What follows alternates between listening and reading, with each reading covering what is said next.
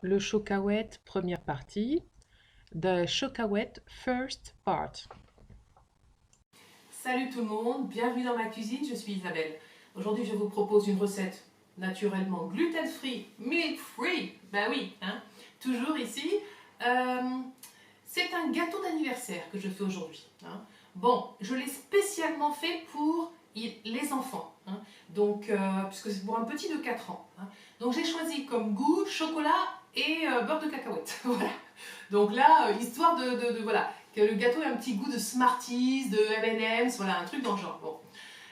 Bon, maintenant, si vous êtes un adulte très gourmand comme moi, le gâteau va beaucoup vous plaire. Hein.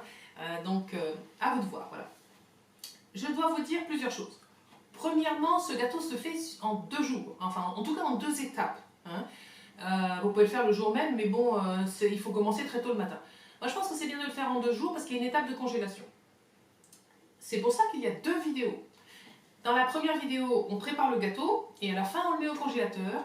Dans la seconde vidéo, on finit, on fait le glaçage et la décoration. Voilà. Que dire de plus? Je vais parler en anglais parce que je fais une petite introduction en anglais. Je mets les introductions, les explications en anglais hein, sur l'écran. Tout ça parce que je fais un site bilingue. Ok? Donc, si vous voulez, vous pouvez avancer. Je vais vous donner le temps. Et si vous voulez zapper la partie introduction pour les non francophones, eh bien vous avancez et vous allez au temps que je vais vous indiquer là, tout de suite là, sur l'écran. Voilà. J'ai tout dit. Pour le matériel, il vous faudra quand même, je pense, pour un gâteau comme ça, il faudrait quand même avoir le cercle à pâtisserie. Hein. La poche à douille et la douille lisse, on peut s'en passer. Parce que la dacquoise, on peut la mettre dans le cercle à pâtisserie avec une cuillère à soupe. Hein. Mais le cercle à pâtisserie, c'est déjà, ça reste quand même, je pense, important. Hein. Voilà. Après, les gens ont de l'imagination, donc vous pouvez peut-être trouver d'autres idées. Hein. Voilà, c'est tout. Si vous êtes intéressé, si vous voulez faire ce gâteau, eh ben, vous attrapez votre tablier et puis, let's go! Hello everybody, welcome in my kitchen, I'm Isabelle. Today I want to share with you a recipe of a cake, specially made for a birthday, okay? And especially for children, okay? I explain, I choose the tests chocolate and peanut butter. So, you see that it's really for children, but perhaps you are a greedy adult and perhaps you like the association between chocolate and peanut butter. So perhaps you would like to cook this cake, okay? I have to talk about one important point. You need 2 days to cook this cake, okay? Because there is a step of in the freezer, okay? It's the reason why there is 2 videos, okay? Part 1, we cook the cake and at the end we put the cake in the freezer, and in the part 2 we finish the cake, okay? What else? My recipes are always gluten-free, always milk-free, okay? Right now, I will speak in French. I cannot speak in English during all the video. I'm unable to do something like that, but you will see on the screen all the instructions. Okay, that's it. If you are interested, if you want to cook this cake with me, let's go. First, we are going to cook the dacquoise with peanuts. Donc là, bon, simplement, hein, je vais dessiner au crayon le gabarit. Là, maintenant, je retourne ma feuille. Voilà, pour pas que le crayon soit en contact avec la pâte à dacquoise que je vais faire.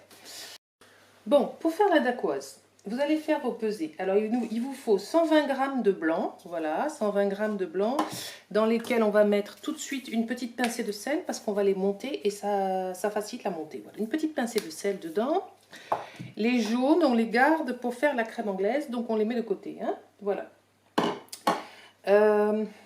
Il vous faudra avec ça 70 g de sucre, 55 g de poudre d'amande, et la même quantité, 55 g de cacahuètes.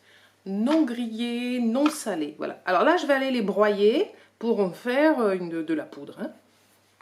Donc là, pour broyer les cacahuètes, bon, bah, il faut quand même être équipé, ou alors vous le faites à la main, mais je ne sais pas trop comment, hein, avec un mortier, un pilon. Donc moi, je les mets dans un petit moulin comme ça, spécial pour les oléagineux, les trucs durs, voilà. Hein. Bon, voilà, donc là j'ai mouliné, j'ai transformé mes cacahuètes en une poudre, voilà, qui n'est pas particulièrement fine, pourquoi ça s'enlève pas ça, voilà.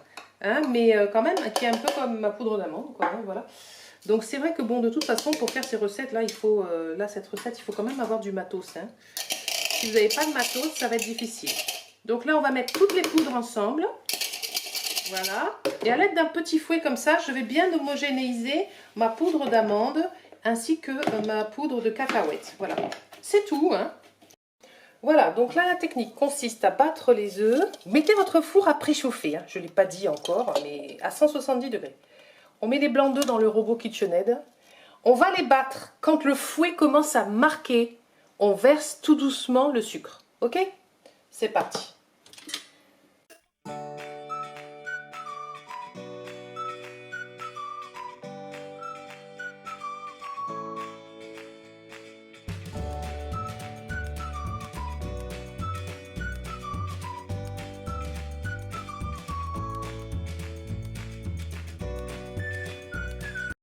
J'ai transféré mes blancs dans la jatte et là je vais simplement mélanger mes deux poudres, là voilà. Moi je verse tout d'un coup, voilà. Et puis maintenant je vais tranquillement, alors là, doucement s'il vous plaît, patience c'est long, hein. En bas, en dessus, en bas, en dessous, voilà, comme ça. Comme si vous faites des macarons. Si vous n'avez jamais fait de macarons, c'est la technique du macaron. Hein. Alors doucement, là on ne se presse pas, franchement. Sinon, on va rater. Hein. Donc, il faut de la patience. Voilà, tranquillement jusqu'à parfaite homogénéisation. Hein. Une chose comme ça, une belle petite dacquoise, comme ça, bien homogène. On a pris son temps. Voilà. Et là, on va la mettre dans une poche à douille. Voilà, donc préparez votre poche à douille. J'ai pris une douille lisse, comme ça. Voilà, avec un petit diamètre, là. Voilà, ça fait quoi, ça? Ça fait quand même 2 cm, cette affaire. Hein. Oui. Carré, presque... Ah non, non. Si, 2 cm hein, de diamètre ici. Je voyais ça à 1 cm, donc c'est quand même gros. Voilà, donc là, je montre pour les pâtissières débutantes. Mais bon, dans la vidéo sur l'entremets au fruit de la passion, c'est pareil. Je montre exactement la même manip. Je ne sais pas si je vais continuer à montrer à chaque fois, mais voilà. Bon. Je fais ça pour les gens qui atterriraient dans les vidéos pour la première fois. Ou pour celles qui sont vraiment hyper débutantes, voilà. Enfin, c'est basique, mais bon, voilà. On met la douille, voilà, bien comme il faut. On tourne, on fait comme ça, et on a pris un broc comme ça. Hein. C'est pour la remplir en toute stabilité, parce que sinon, moi, je ne sais pas comment on fait pour remplir une poche à douille. Là, je retourne le bord. Voilà. Et comme ça, je peux remplir. Avec le broc, c'est stable. Hein. Voilà. Sinon, pour remplir une poche à douille, c'est toute une affaire. Voilà. Ben maintenant, j'y vais. Hein. Je remplis ma poche avec ma pâte. Là. Ma pâte dacquoise amande cacahuète. Allez. Voilà. Hop, au milieu du broc. Voilà. Ensuite,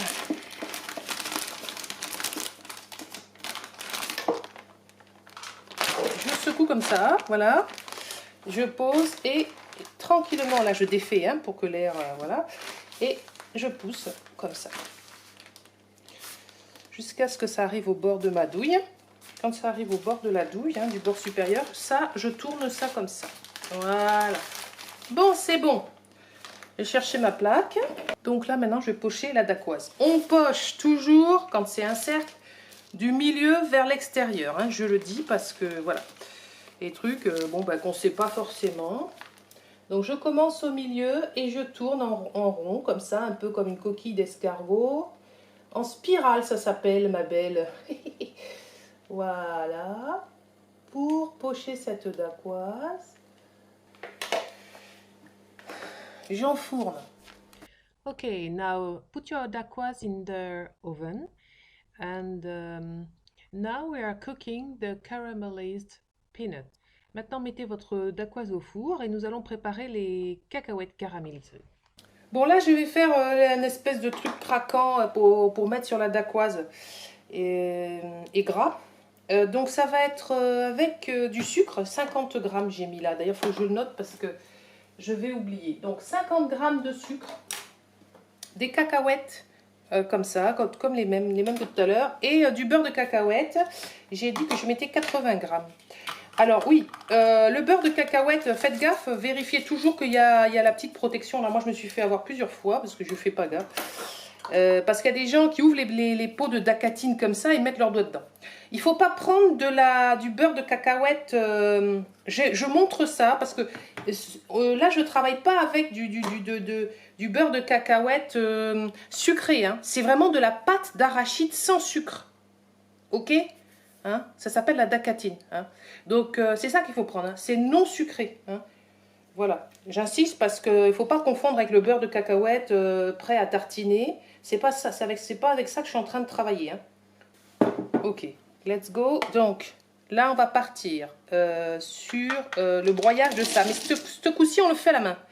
Parce qu'on veut des morceaux, on veut qu'il y ait du craquant, on veut pas une poudre, on veut des morceaux. Hein. Donc on va concasser à la main les cacahuètes. Voilà. Donc là, je vais faire griller mes cacahuètes à sec. Et ensuite, je mettrai le sucre. Ça va quand même assez vite. Hein. Là, je vois déjà qu'il y a des petits morceaux qui deviennent noirs. Allez, parce que je suis quand même à fond. Donc là, maintenant, je mets mon sucre. Voilà. Et puis, je vais laisser caraméliser ça tranquillement. Hein. Ça commence à être bien, c'est rapide hein, comme opération, hein. Méfiez-vous. Donc là, vous tenez tout près de vous la pâte d'arachide. Moi, je trouve que ça commence à sentir un peu, donc là, maintenant, je vais mettre ma pâte d'arachide. Voilà, qui va fondre et que je vais mélanger avec tout ça.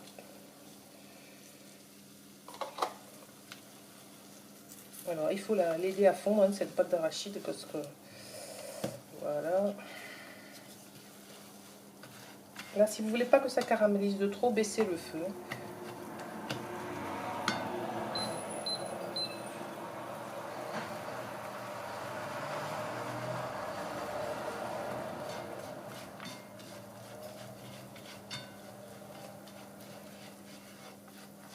Voilà. Il faut faire fondre cette pâte complètement. J'aurais pas mieux que ça. Hein. J'éteins. Et je vais tout de suite aller vite là. Hein. Donc là, je balance mon truc là-dedans. Voilà, ça c'est ma pâte d'arachide avec mes arachides grillés caramélisés. Moi, je mets tout là-dedans. Voilà. Simple, simple, simple, simple. Je prends un deuxième papier que je mets par-dessus. Voilà. Vous allez comprendre, vous allez comprendre.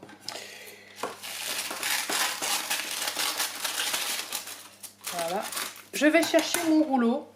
Et là, hop, j'étale mon espèce de mixture là. Je l'étale.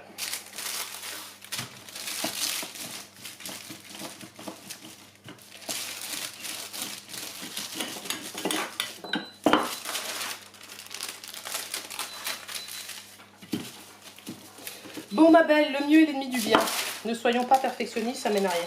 Voilà, quand la dacquoise est cuite, elle sort du four, vous la dégagez tout de suite sur une volette, hein, pour qu'elle puisse refroidir et qu'il n'y ait pas d'humidité. Let's keep going on with the second video. Continuons avec la deuxième vidéo.